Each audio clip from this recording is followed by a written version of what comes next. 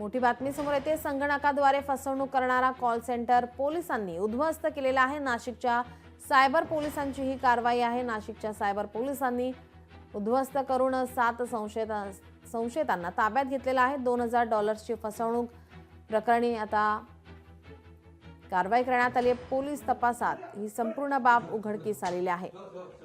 Cyber police स्टेशनमध्ये फसवणुकीचा गुन्हा दाखल करण्यात आलेला आहे। $2000ची फसवणूक केलेली आहे।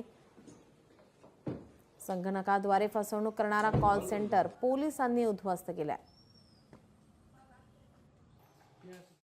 अमेरिकन नागरिकांना मायक्रोसॉफ्ट आणि ॲपल या कंपनीकडून मेसेज आल्याचे भासून त्यांच्या संगणकामध्ये बिघाड झाला आहे असं सांगून त्यामध्ये फसवणूक केल्याचं या ठिकाणी एक टोळी cyber police station Nashik police आयुक्तालयातर्फे एका टोळीचा पर्दाफाश करण्यात आलेला आहे। यामध्ये 7 आरोपी असून त्यांनी जवळपास गेल्या 2 वर्षात $2,40,000ची फसवणूक केल्याचं निष्पन्न झालेलं आहे।